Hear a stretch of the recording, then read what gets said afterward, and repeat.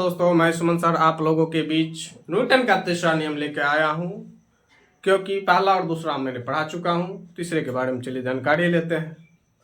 Newton का तीसरा नियम कहता है प्रत्येक क्रिया के बराबर तथा विपरीत प्रतिक्रिया होता है। इसका अर्थ ये हुआ, जो पति पत्नी है या बॉयफ्रेंड गर्लफ्रेंड है, उस सब में या छोटका भाई या बड़का भाई है या छोटकी बहन बड़की बहन है, तो दोनों में झगड़ा होते रहता है।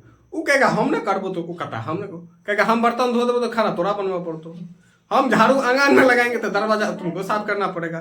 इस टाइप की जो होते रहते हैं वही को कहते हैं न्यूटन का तीसरा नियम। यानी कहता है प्रत्येक क्रिया के बराबर विपरीत प्रतिक्रिया।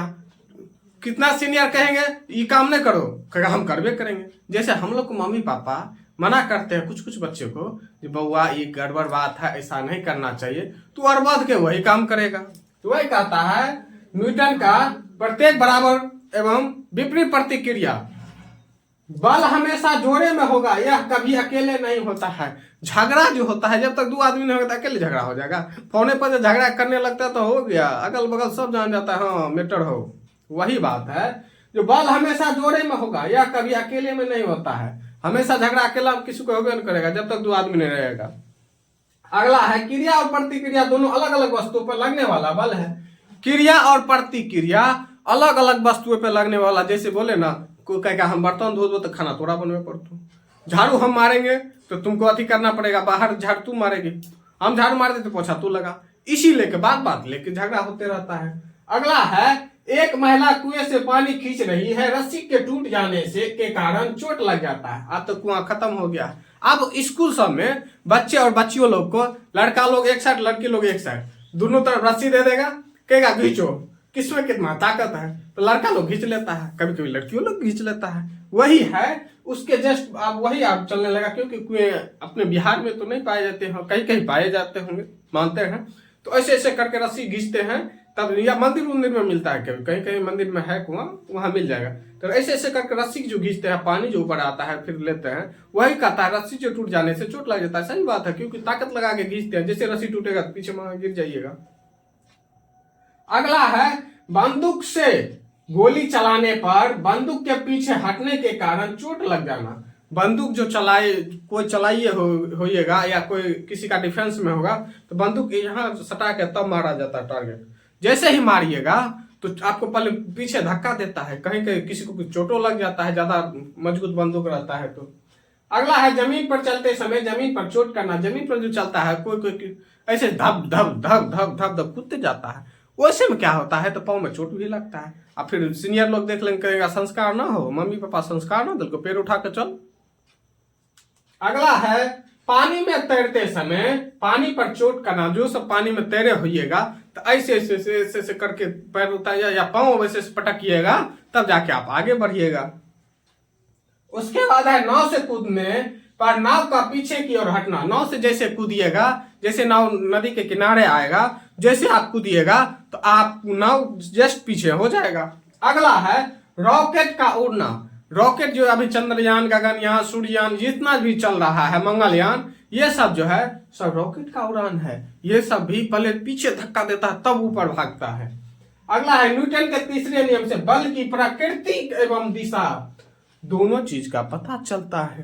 आगे समझते हैं ट्रिक के माध्यम से, जो एक जितना जो बताए थे आप लोग एक जगह कर दिए। गति या विराम का विरोध करता है प्रथम नियम। डायरेक्ट क्वेश्चन पूछेगा, गति और विराम का कौन सा विरोध करता है, तो गति का न्यूटन का प्रथम नियम। चोट कम या अधिक लगना न्यूटन का द्वितीय नियम कहता है। चोट लगना, यही पर फंसता है मामला, चोट लगना हो जाएगा न्यूटन का थर्ड या तृतीय नियम। बल के प्रकार, टाइप ऑफ बल।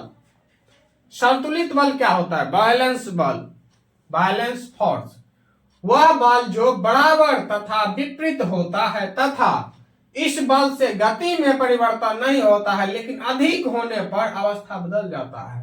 संतुलित बल, वायु में पढ़ाए थे संतुलित आहार, सेम चीज वही है। कहता है बल वह है बल जो बराबर तथा विपरीत होता है। बल जो हम लोग लगाते हैं, आपको हम धक्का देंगे तो आपको तो ताकत लगे, हमको धक्का दीजिएगा, हम हिलेंगे नहीं, होता है ना। लाइन में खड़ा है और चुटसिन घुस जाते हैं, कहते कहीं घसक ना तो उस घसक ना, वो नहीं होता है। कहता ना हम ना घसको, तू पीछे जो, वही होता है।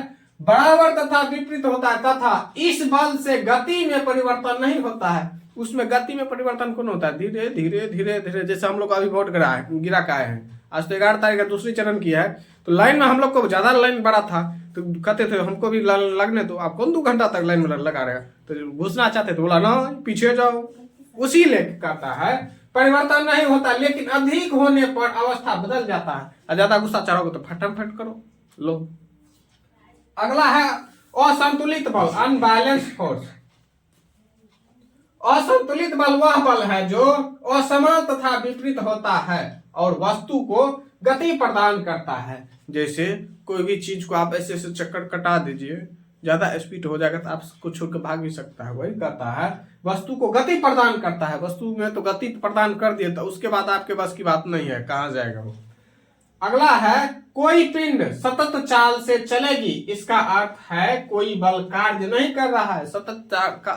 जैसे आप लोग मस्ती में पढ़ाई कर रहे हैं, कोई डिस्ट्रैक्शन नहीं है। डिस्ट्रैक्शन जैसे आया बस भर दिन उधरे लगे रहिए, कोई दिक्कत नहीं।